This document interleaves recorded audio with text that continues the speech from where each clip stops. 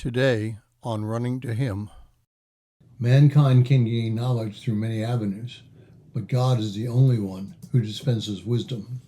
Today we will read Proverbs chapter 1 and concentrate on verses 1 through 7. Proverbs 1 through 7 says, "The Proverbs of Solomon, the son of David, king of Israel, to know wisdom and instruction, to discern the sayings of understanding, to receive instruction in wise behavior, righteousness, justice, and equity, to give prudence to the naive, to the youth knowledge and discretion. A wise man will hear and increase in learning. A man of understanding will acquire wise counsel. To understand a proverb and a figure, the words of their wise and their riddles. The fear of the Lord is the beginning of knowledge. Fools despise wisdom and instruction." Now there is a difference between knowledge and wisdom. Knowledge comes in many forms. I can read and gain knowledge, hear it spoken by someone, or see the result of some action and learn through it by seeing what to do or what not to do.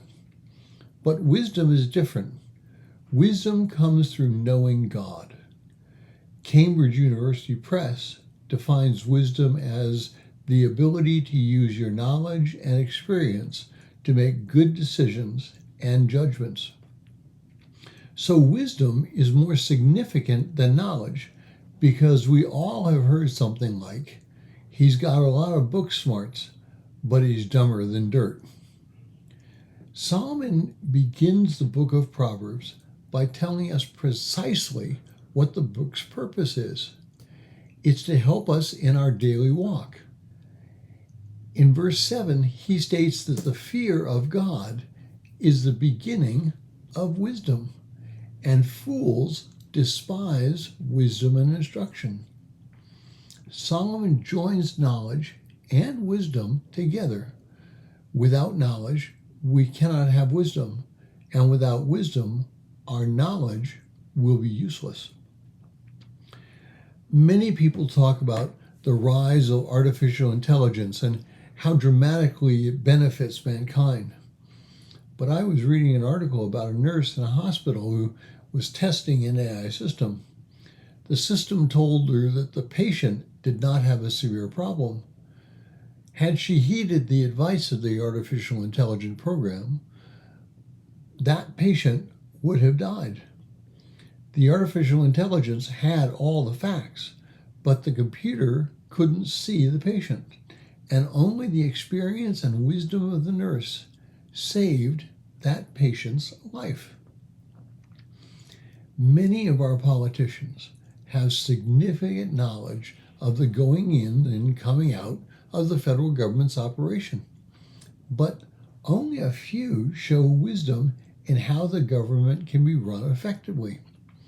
Many Christians know much about the Bible, but haven't used wisdom to apply those truths to their individual lives. So, how can we prevent having much knowledge but not much wisdom? And the answer comes from the word humility. If we buy into our public relations, we will have little wisdom. If we think we've handled the world, we are in for a rude awakening. Now, many are teaching their children to have self-confidence, but they may need to be teaching them to have realistic expectations of who they are. If we submit ourselves to God, recognizing that we are damaged goods, we will be much further ahead in our spiritual walk. Finally, wisdom must be practiced to maintain its viability in our lives. Wisdom needs to be exercised much like our body needs exercise. And there's the rub. We need to set aside time to apply wisdom to our lives. We all seem to be too busy to relax and take a breath, evaluating what would be the wise thing to do.